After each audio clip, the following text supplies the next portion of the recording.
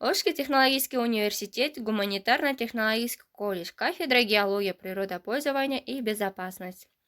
Первая медицинская помощь при поражении электрическим током. Занятия по дисциплине медицина катастроф по профессии защита чрезвычайных ситуаций. Подготовители преподавательница Джоуборска Загулеза.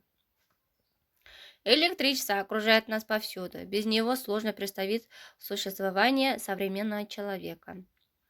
А вот готов ли вы реально оказать помощь, если рядом с вами кого-то, как говорят в народе, ударит током? Что такое электротравма? Электротравма – болезненное состояние организма, вызванное воздействием электрического тока. Тяжесть электротравмы зависит от параметров тока и длительности его воздействия.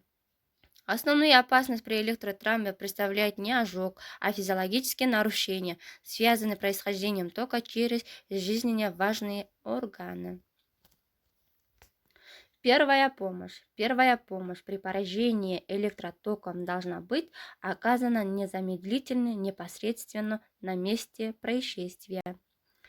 Во-первых, следует немедленно прекратить воздействие на человека электрического тока, выдернуть вилку из розетку, выключить рубильник, автомат, предохранительные пробки, отбросить оголенный провод и так далее.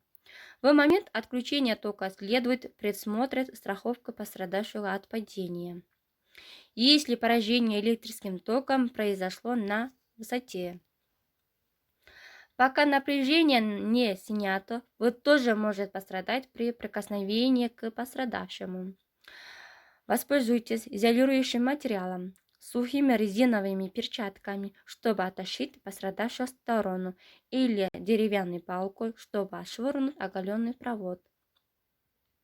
После этого следует вызвать скорую помощь, а самым оценить состояние пострадавшего. Если тяжелых повреждений в потере сознания нет, следует дать успокаивающее и обезболивающее средство. 5-10 капель настойки валерианы или карвалола. 0,1 грамм анальгина, теплый чай. При тяжелых повреждениях с потерей сознания необходимо постоянно контролировать дыхание и сердцебиение пострадавшего.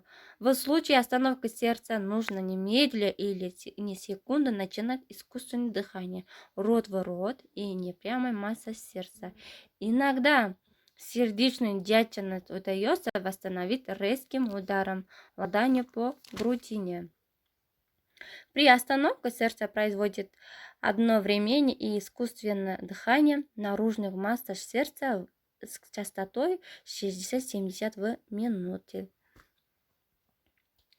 Убедившись в восстановлении сердечной деятельности и дыхания, нужно наложить сухие асептические повязки на участки электроожога. При возможном переломе наложить шины на месте перелома подручными средствами. Если после освобождения от действия тока признаки жизни у пострадавшего отсутствуют, надо немедленно начать искусственное дыхание и закрытые массы сердца и продолжать, не прерывая до прибытия скорой. При этом согревайте пострадавшего одеялом, одеждой, грелками. В том случае, если до приезда медицинских работников дыхание и сердечная деятельность вам удалось восстановить, наложите на пораженный участок сухую среднюю повязку. При большом ожоге используйте обычный бинт. При распространенном чистите простыни или ткань. Не следует наносить на месте ожога лекарственных средств и жидкости и мази, ни порошков. Всех пораженных электротоком надо доставить в лечебное учреждение. Причинам обязательно носилка независимо от самочувствия. Так необходимо сделать, потому что может снова наступить расстройство сердечной деятельности и дыхания. Запомните, широко распространение мнения, что пораженную манией необходимо закапывать в землю, является грубой ошибкой. Закрывать в землю создает пострадавшему дополнительные неблагоприятные условия, ухудшается дыхание, вызывает охлаждение, затрудняет кровообращение И что особенно важно, затягивает время оказания действенной помощи. Спасибо за внимание.